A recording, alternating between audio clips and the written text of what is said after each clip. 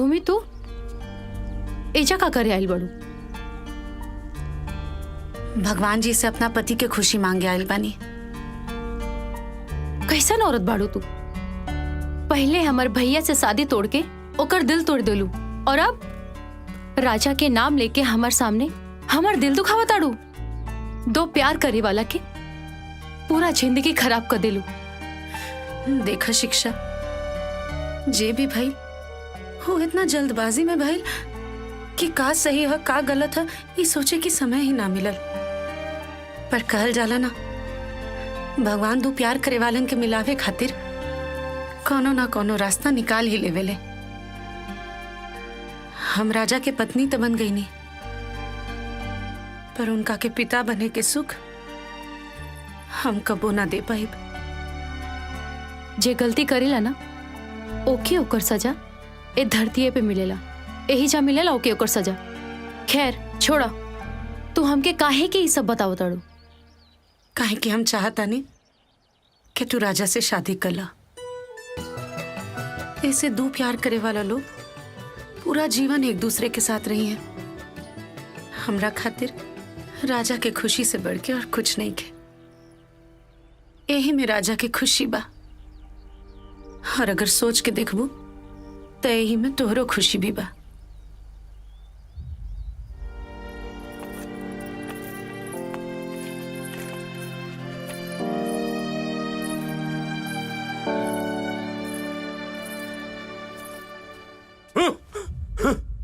शिक्षा के बिया हुआ ना हो सकेला तो ना हो सकेला, हम कबो न हो देव।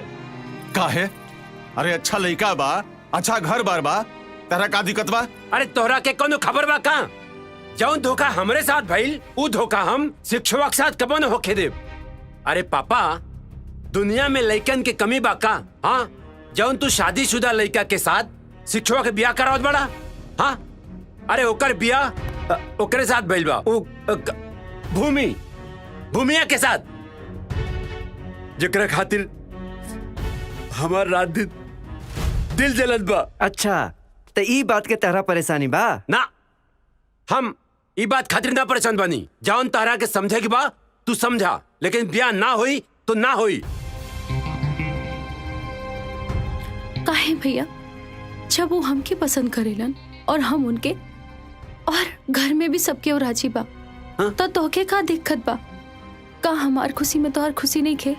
देवर जी, शिक्षा के ब्याह की जिम्मेदारी तो हमनी के ऊपर बा ना। आखिर शिक्षा के ब्याह कहीं ना कहीं तो करही के पड़ी ना। वैसे भी हमनी के उनकरा से नीमन लड़का खोजले पे भी कहाँ मिली। हाँ, तू ठीक कहत अड़ू बहू। अरे ये दोनों एक दूसरा के जानेलन, पहचानेलन, अच्छे से प्यार करेलन। तू चिंता मत करो बेटा, समझला, सब ठीक हो जाई। हम जाता नहीं, आज उनका के खबर देता नहीं, ठीक बा?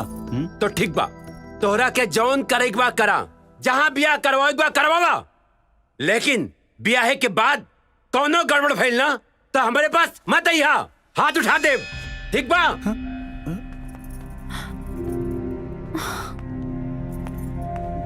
बाबूजी बोली ना उनके। अरे छोड़ ना बेटा, पागल बा, यही खातिर तो ओकर मतारी ओकर से नाराज बड़ी। तू चिंता मत करा, तहार बियाह उजी हुई, ठीक बा? सच ना? जा खुश रह।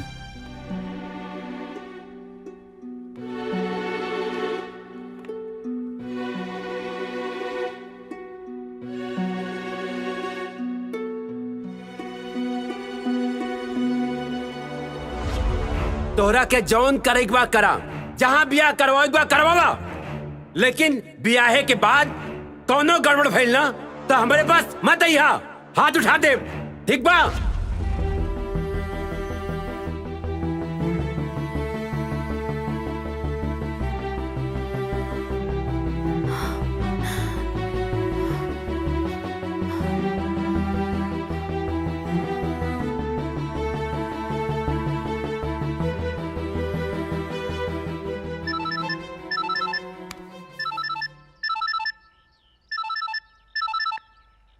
हेलो। बस कुछ दिन के बाद बा, ओकरा बाद फोन कैले की जरूरत ना पड़ी। पूछा काहे? काहे खातिर? अरे बुद्धू, कुछ दिन के बाद हमने के बियाह हो जाए और हम ओकरा बाद तोहर सामने 24 घंटा रहब। भइल? अच्छा छोड़ा, ही बतावा, भूमि से तलाक के बारे में बात भइल? हाँ, बात भइल, तैयार बाड़ी। का बात कर ताड़ा? इतना बोड़ खुशी हमसे अभी ले छुपैले रहला हा? बोला काहे?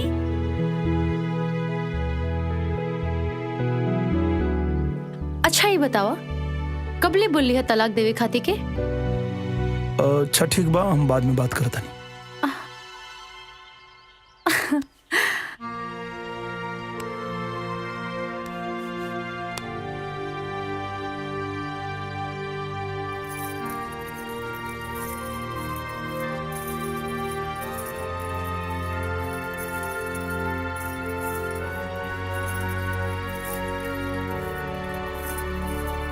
रुका,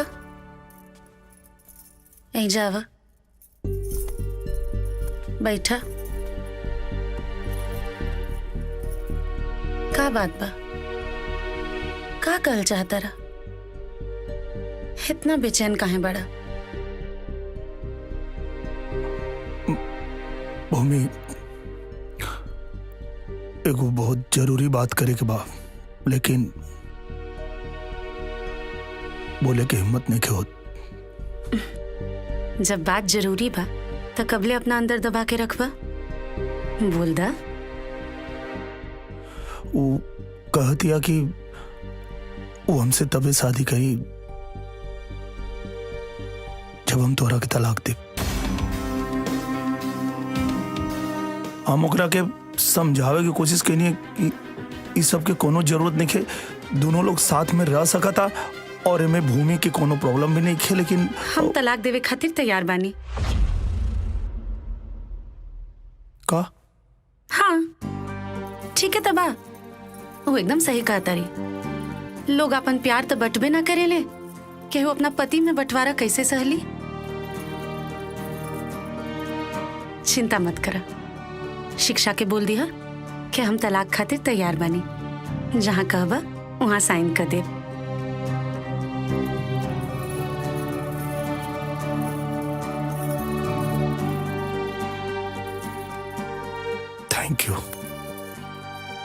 थैंक यू भूमि।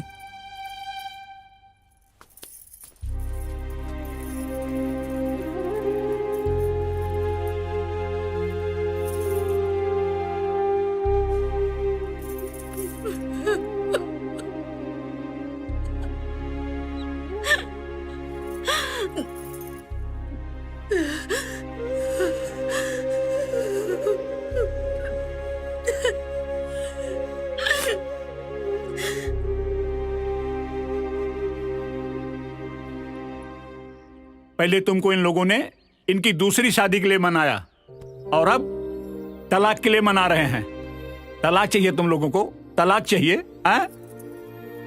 अरे 1999 कारगिल युद्ध में जब मुझे मौत छूकर निकल गई थी तो मुझे ऐसा लगा था कि भगवान मुझे किसी अच्छे दिन के लिए बचा लिए, लेकिन आज अपने घर में यह हालत देखकर, ये दिन देखकर मुझे ऐसा लगता है कि मुझे उसी वक्त शहीद हो जाना चाहिए था। भगवान क्यों बचा लिया मुझे ये दिन देखने के लिए? क्यों बचा लिया मुझे?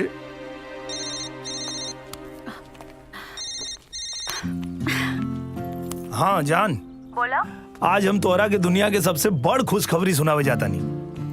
कैसन खुशखबरी बतावा? हमनी के प्यार के जो उन कुछ दिन खातिर गरहन लग गई रहे, अब दूर हो गई। का बात कर तड़ा? सच में? अब हमनी के दूर दूर ना रह के पड़ी। पूछा कैसे?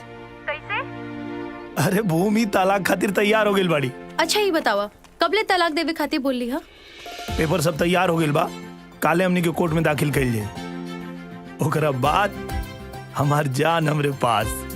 ठीक बा। आई लव यू जान। I love you too. का भइल बे? बबलिया के बारे में सोचता रहेगा? हमार लव स्टोरी तो सक्सेस हो गई, तोर कहाँ ले पहुंचल बेटा? अरे बबली गल तेल लेवे, प्यार मोहब्बत बहुत बुरा चीज है। का भइल रे? बबलिया धोखा दे देलस का? इतना दुखियों के काहे बोलत रे बे? बस करा, जब से हम चाची के तोहरा प्यार में रोते देख ले बानी, तब से हमार प्यार से भरोसे उठ गइल बा। पता ना चाची के रोवा के तहरा कौन खुशी मिलला।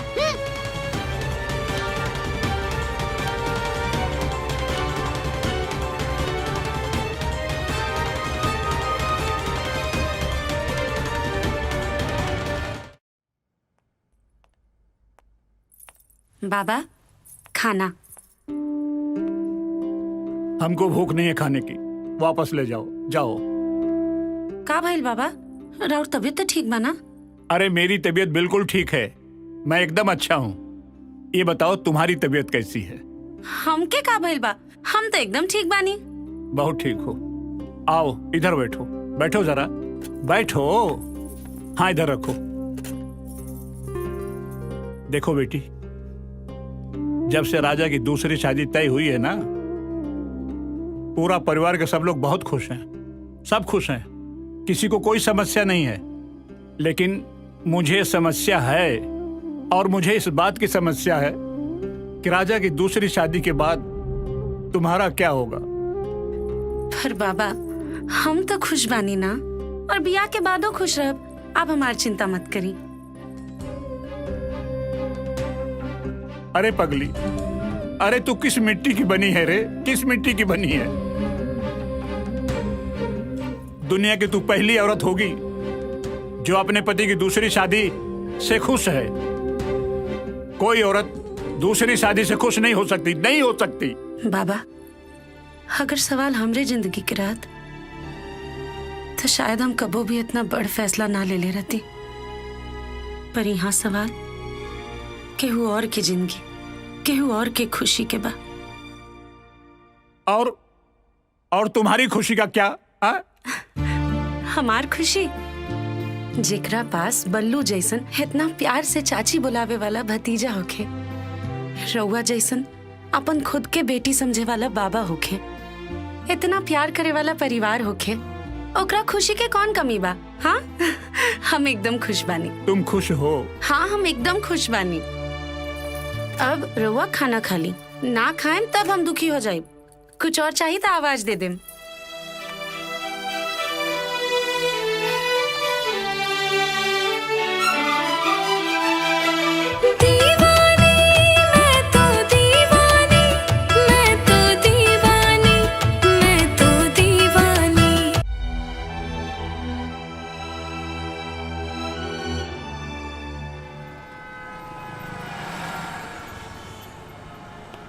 देखिए राजा, मैंने केस की पूरी तैयारी कर ली है। आज आपका तलाक पूरा हो जाएगा। आपको चिंता करने की कोई जरूरत नहीं है। आप बैठिए। ठीक।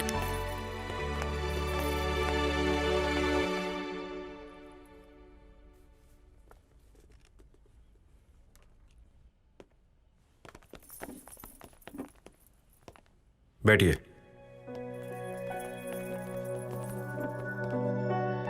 प्लीज कोर्ट की कार्रवाई शुरू की जाए।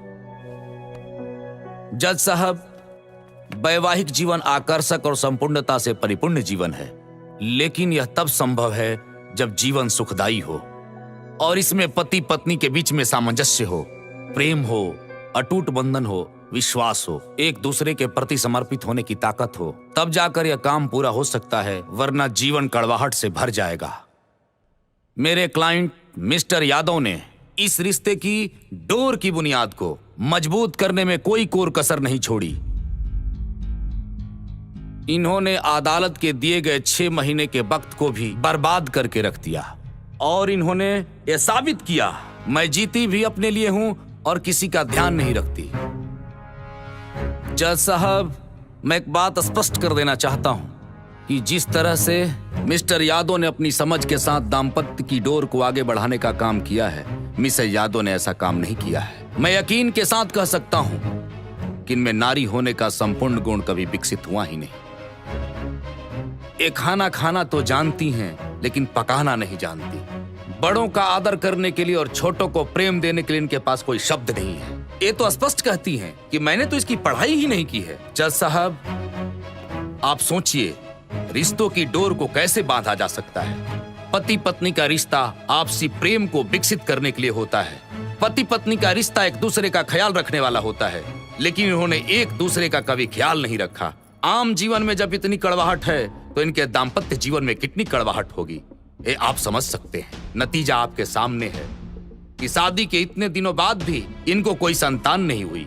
इसलिए मैं यकीन के साथ कह सकता हूँ कि मोहब्बत सब तो जानती हैं, लेकिन उन्हें निभाने में इनका पसीना छूट जाता है। ये तो दोस्ती का 10 शब्द भी नहीं जानती। दोस्त एक दूसरे का पूरक होता है, वैसे ही पति पत्नी का रिश्ता होता है। एक दूसरे के कष्ट में साथ देना एक पत्नी का धर्म होता है, लेकिन अपने पति के परेशानी से इनका कोई लेना देना नहीं है। ये जीती भी अपने लिए हैं और मरती भी अपने लिए हैं। जज साहब, मैं बड़े कष्ट के साथ कहना चाहता हूँ और मैं आपसे अपील भी करना चाहता हूँ, यदि इन्होंने मधुर संबंध बनाए होते, यदि हमारे क्लाइंट के साथ इनके रिश्ते विकसित हुए होते तो आज ये नौबत नहीं आती। लेकिन मिसेस यादव ने इसकी कोई परवाह नहीं की है।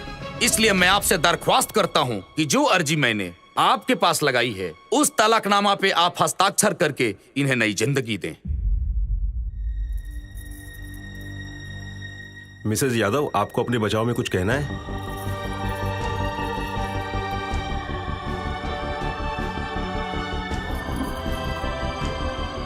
नहीं जज साहब।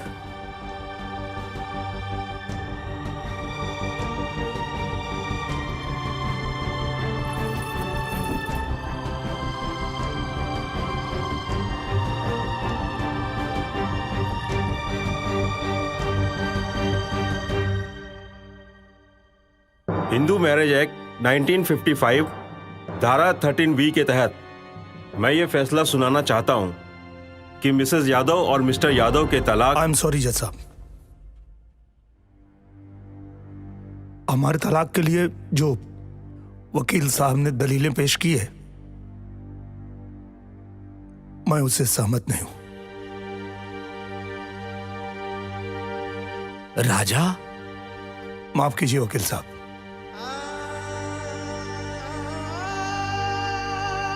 हाँ ये सही है कि हम लोगों ने आपसी सहमति से तलाक के लिए अर्जी दिया था, लेकिन मुझे तलाक मेरी पत्नी के चरित्र को नीचा दिखा के नहीं चाहिए।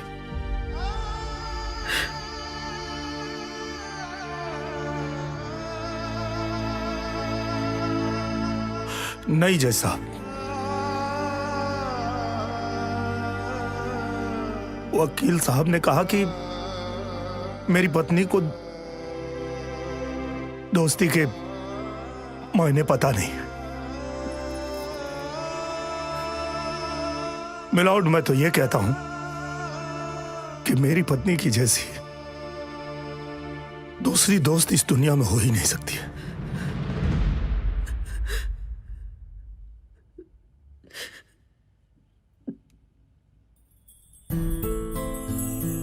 रही बात मेरे परिवार की, तो इस तलाक से मेरे परिवार में कोई खुश नहीं है। मेरे परिवार के लोग इनके स्वभाव से और इनसे इतने प्रभावित हैं कि मेरे दादाजी, मेरे भैया, मेरे भाभी, मेरा भतीजा, कोई यहां तक नहीं आया है। और जो लोग आए हैं, मेरी मां, मेरे पिताजी,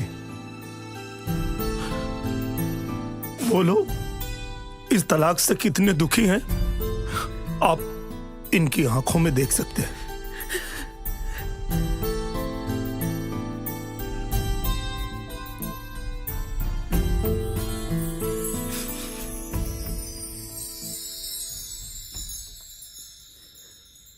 जज साहब, जो औरत मेरे परिवार की खुशियों के लिए अपने सुहाग की बलि चढ़ाने को तैयार है, वो कोई साधारण औरत नहीं हो सकती। जज साहब,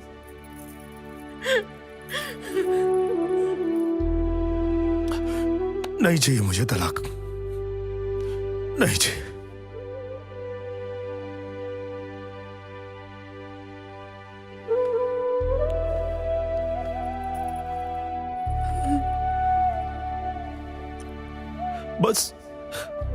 बस इतने ना कि तुम आई ना बन सके। नहीं के जरूरत हमरा कोनो बच्चा के। ऐसे तोहरा पे झूठा इल्जाम लगा के हमके दुनिया के कोनो सुख ना चाहिए भूमि।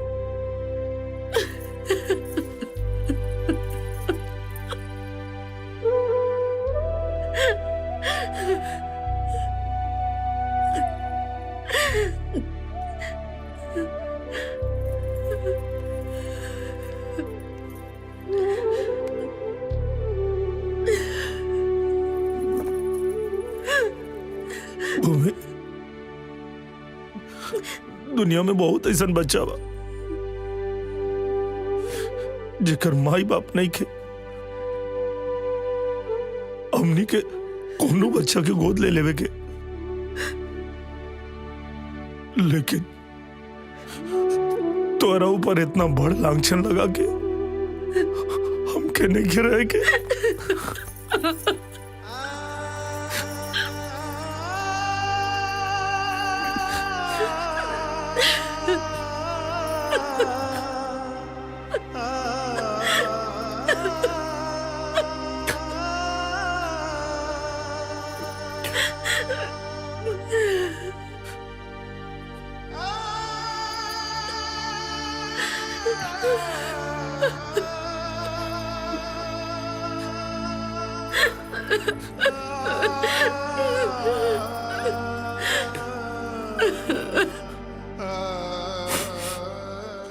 राजा,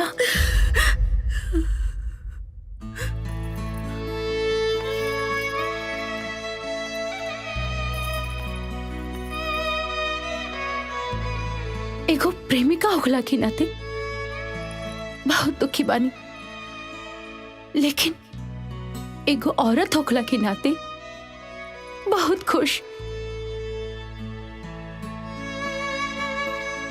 औरत के प्रति तोहर ई नजरिया देख के हमरा नजर में तो और भी श्रेष्ठ हो गईला। हाँ, हमने के एक दूसरा से प्यार जरूर कहनी जा, लेकिन ऊपर वाला तोहर किस्मत में ई भूमि के भेजले बाड़े, और इनकरा से अच्छा जीवन साथी केहू नहीं हो सकत। खुश रह जा तो दोनों लोग। हाँ,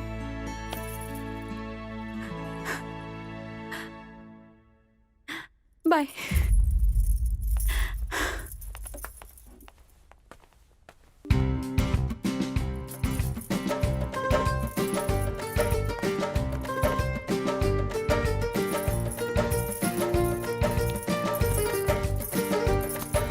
मिस्टर यादव, आपको तलाक की अब कोई आवश्यकता नहीं है। आपका जो वैवाहिक जीवन मुझे लग रहा है बहुत सुखमय हो, मतलब विश्वास के साथ ये रिश्ता चलेगा, और हमारी कोर्ट की शुभकामना है कि आपका ये वैवाहिक जीवन मंगलमय हो। आप दोनों को बहुत बहुत बधाई।